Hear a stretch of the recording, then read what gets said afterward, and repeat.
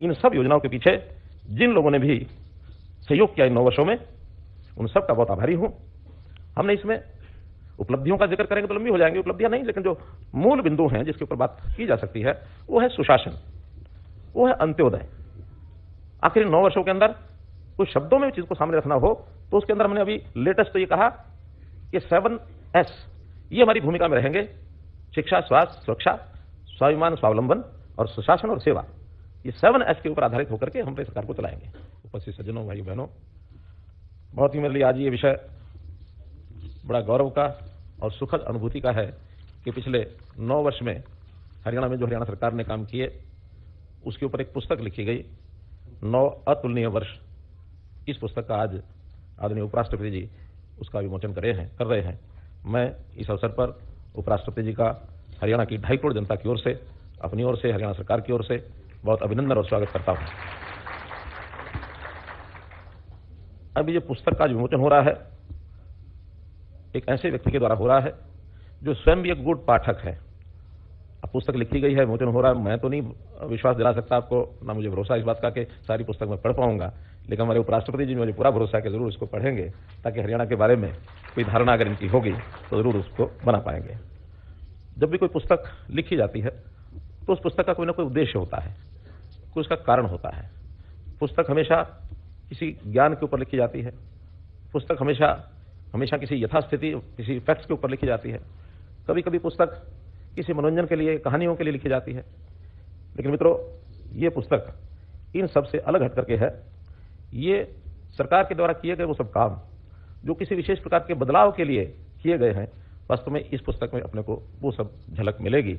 और निश्चित रूप से इस पुस्तक को लिखने में जिन जिन का भी हाथ रहा है, जिन्होंने इस पर प्रयत्न किया है, जिनका इसमें योगदान है, चाहे फिर पुस्तक के हमारे संपादक श्री अग्निहोत्री जी, चाहे उसमें भाषांतर इस नाते से हिंदी में जिन्होंने रूपांतरण किया ऐसे डॉक्टर शमीम शर्मा जी, ये तो सब है ही हैं।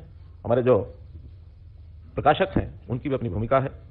लेकिन इसका जो प्रस्तावना लिखी है, देश के पूर्व राष्ट्रपति श्री रामनाथ जी कोविंद, उन्होंने हमारा निवेदन स्वीकार किया। उन्होंने कहा कि ठीक है, एक अच्छी पुस्तक, मैं इसकी प्रस्तावना जरूर लिखूंगा। अब जिस पुस्तक की प्रस्तावना पूर्व राष्ट्रपति जी ने की हो, जिसका लॉन्चिंग सेरेमनी स्वयं उपराष्ट्रपति जी आए हो, और इतने इतने महान विद्वान जिन्होंने उस पुस्तक को बनाने में योगदान किया हो, 2 वर्तमान राज्यपाल और एक पूर्व राज्यपाल, इनका भी इसमें योगदान है। अपने अपने राज्यपाल बंडारू दत्तात्रेय जी, राज्यपाल गुजरात आदरणीय वेदव्रत जी, और ऐसे पूर्व राज्यपाल श्री गणेशी लाल जी। ऐसे कई नाम हैं जिनका उल्लेख करना लंबा हो जाएगा। लेकिन इस पुस्तक को लिखने में एक भूमिका निभाने वाले लोगों में अगर मैं उसको वर्ग के अनुसार चर्चा करना चाहूं तो उसमें राजनीतिक व्यक्ति, पूर्व मुख्यमंत्री, स्पीकर साहब, कई हमारे मंत्रीगण, केंद्र के और प्रदेश सरकार के पूर्व मंत्री, पूर्व सांसद, वर्तमान सांसद, ऐसे 12 राजनीतिक व्यक्तियों ने इसमें अपने अपने लेख लिखे हैं। कुल मिलाकर जैसे बताया गया 49 लेख हैं। और एक अंत में हमारे प्रोफेसर गणेशी लाल जी ने सभी यानी सारी चीजों को साझा करते हुए आगे का भविष्य का मार्ग क्या हो, सांझ से भोर, हरियाणा नव प्रभात की ओर, ऐसा करके उसमें अंत में एक चैप्टर ये भी लिखा है जो 50वां चैप्टर है, जो मैं अगली दिशा को देता है। इस हमारे प्रशासनिक अधिकारी वर्तमान में भी हैं, पूर्व IAS भी हैं, जिन्होंने साथ मिल करके और इन योजनाओं को आगे बढ़ाया, उनकी अपनी अनुभूति है। तो ऐसे भी अधिकारियों में 16 अधिकारी ऐसे हैं जिन्होंने अलग अलग चैप्टर लिखे हैं। और साथ हमारे शिक्षाविद, वाइस चांसलर, पूर्व वाइस चांसलर, वर्तमान में शिक्षा में लगे और अन्य लोग, 9 ऐसे बंधु हैं जिन्होंने अपने चैप्टर इसमें लिखे हैं। मेरे अपनी टीम के लोगों में से भी 2 कार्यकर्ता हैं जिन्होंने इसमें एक एक चैप्टर का अपना योगदान लिखा है। कुछ अन्य विशेष विभूतियां, उसमें न्यायमूर्ति, उसमें डॉक्टर्स, उसमें संत समाज के लोग, उद्योगपति, सेनाधिकारी, खिलाड़ी, ऐसे सभी विशेष लोग हैं जिन्होंने एक एक चैप्टर लिखा है। तो मैं तो वास्तव में इस प्रकार की पुस्तक का ये संग्रह पढ़ने का अवसर भले ही ना मिला हो, लेकिन देखने का अवसर मिला है। देखने में भी इतना वास्ट लेखकों का एक जो समुच्चय किसी पुस्तक में आया होगा, मुझे तो कम से कम याद नहीं आता, ध्यान नहीं आता है। बहुत सी बातें पूर्व वक्ताओं ने कही, मुख्यमंत्री मनोहर लाल ये है, मुख्यमंत्री मनोहर लाल ये है, जैसा एक विषय बीच में आया कि किसी के सामने प्रशंसा नहीं करनी चाहिए। मैं कम से कम इस स्वभाव का व्यक्ति हूं, न सामने न पीछे, कभी प्रशंसा की इच्छा की ही नहीं है। मैं तो उस विश्वविद्यालय का पढ़ा हुआ विद्यार्थी हूं जहां ये कहा जाता था कि वृत्त पत्र में नाम छपेगा, पहनूंगा स्वागत समाहार, छोड़ चलो ये शुद्र भावना है राष्ट्र के तारणहार। आखिर तो हम कोई काम करते हैं, किसी प्रशंसा के लिए नहीं करते हैं। काम करते हैं, हमारा अपना एक दायित्व है, हमको एक काम सौंपा गया है और उस काम सोचने में, काम को करने में जो सोच होती है, जो दृष्टिकोण होता है, वो कहीं ना कहीं व्यक्ति को प्राप्त होता है। कोई ना कोई पथ प्रदर्शक उन चीजों का होता है। मैं अपने बारे में इतना ही कह सकता हूं कि मैं जिस विश्वविद्यालय का विद्यार्थी रहा हूं, बहुत लोग जानते हैं कि वो विश्वविद्यालय, वो संगठन ऐसा है जिसमें व्यक्ति प्रधान नहीं होता, विचारधारा प्रधान होती है। विचारधारा के आधार पर जो काम करना है, जो दायित्व मिला है, उसको विचारधारा के आधार पर आगे करना है। और विचारधारा में जो हमको मिला सीखने को, वो अपने देश और समाज, इसको आगे रख के, मोदी जी कहते हैं हमेशा इंडिया फर्स्ट, सोसाइटी फर्स्ट। हम अपने आप को बाद में रखें, फिर सब चीजें अपने आप सूझती हैं। उस समाज की तकलीफ क्या है, उसको कैसे दूर करना है। और खास करके जैसे हमें से बहुत लोग जमीनी कार्यकर्ता हैं, जमीन से जुड़े रहते हैं, हमको पता है कि जब सामान्य व्यक्ति थे तो उस समय कैसी कैसी कठिनाइयां हमारे सामने थी। उन सब कठिनाइयों को कैसे ठीक करना, समस्या का हल निदान क्या हो सकता है, अगर हम सोचते रहेंगे तो कुछ ना कुछ सामने आएगा। मोदी जी के साथ काम करने का अवसर मिला 90s का जो आखिरी 6 वर्ष, 94 से लेकर के 2000 तक, तो उन 6 वर्षों में बहुत विचार आते थे। और उस समय सरकार में तो मैं नहीं था, लेकिन सरकार के साथ सहयोगी की भूमिका में चौधरी बंसलाल जी के साथ हम लोग थे लगातार। 2.5-3 साल का वो समय भी था। अन्य प्रांतों में हमारी सरकारें थी, हिमाचल में खास करके मेरा आना जाना होता था, उस समय भी चीजें सामने आती थी। हम कई सुझाव देते थे कि ये ऐसा करने से ये समस्या ठीक हो सकती है। मोदी जी के सामने रखते थे तो मोदी जी कहा करते थे कि मेरे सामने क्यों रखते हो। मैंने कभी पूछना चाहता हूँ ये बात ठीक है कि गलत है। कहने लगा कभी मत सोचो, कभी मत पूछो, जो आपको लगता कि अच्छा है और ये समाज हित में हो सकता है उसको करना शुरू करो। अगर खराब होगा तो छोड़ दो, ठीक हो तो चलाए रखो। इतनी छूट मोदी जी देते थे। और एक शोध प्रयोग करना चाहिए तो जैसा वो प्रयोगधर्मी आज भी हम देखते हैं कि कितनी नई चीजें उन्होंने देश के दिशा को ठीक करने के लिए की हैं, वही स्वभाव, वही संस्कार हमने भी अपने संगठनों से सीखा है कि प्रयोगधर्मी बनकर के नए प्रयोग करने में कोई हर्ज नहीं है, कहीं कोई दिक्कत नहीं है। तो जिन नए प्रयोगों की बात राजेश खुल्लर जी ने की है, लगातार दिमाग में आता था और मैं प्रशंसा करता हूं अपनी टीम की कि हमने जब भी कोई विषय उनके सामने रखा तुरंत उसका मर्म समझ करके उसके रास्ते बनाने का काम किया। पॉलिटिकल लीडर अपना टारगेट बता सकता है, हमारा ये टारगेट है, लेकिन उस टारगेट का मार्ग क्या बनेगा, रास्ता क्या बनेगा, वो अंतर्गत हमारी ब्यूरोक्रेसी जो अधिकारी हैं यही निकालेंगे। रास्ता निकालना इनका काम है। और मुझे प्रसन्नता इस बात की, चाहे हमारे संजीव कौशल जी रहे हों, क्योंकि सबसे पहले पीएससीएम संजीव कौशल जी थे, फिर बाद में पीएससीएम राजेश खुल्लर जी आए। और उस समय तो हमको कुछ भी एबीसी पता नहीं होती थी, बहुत जल्दी जल्दी दोनों के साथ संबंध आता था तो शक्लें याद नहीं रहती थी। नाम राजेश खुल्लर आ जाए तो लगता था संजीव कौशल आ गए, संजीव कौशल आ जाए तो लगता था राजेश खुल्लर आ गए। कुछ पता नहीं था हमको ब्यूरोक्रेसी का।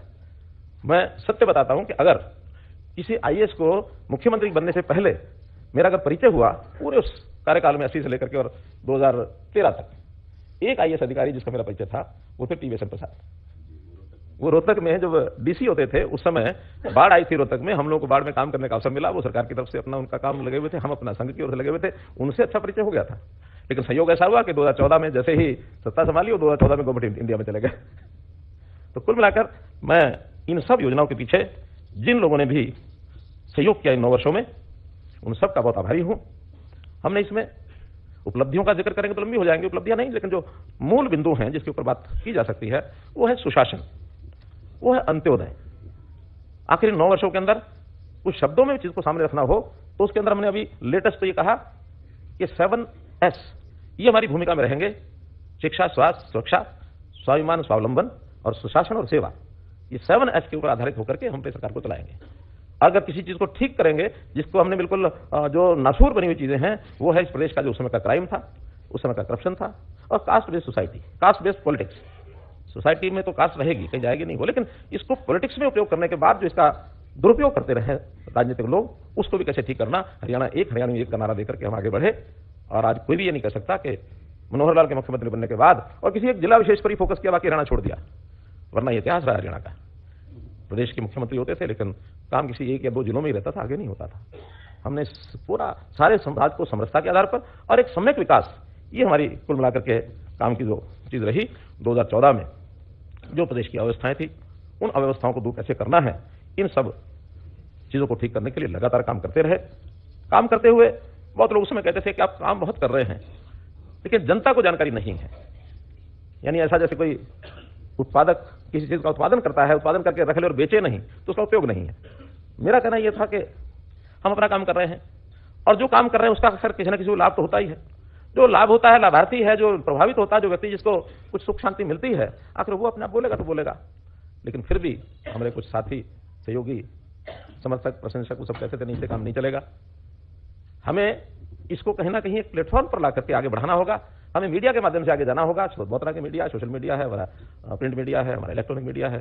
तो आजकल नई नई विधाएं सब चल पड़ी हैं, तो उसके सारे आगे बढ़ना चाहिए।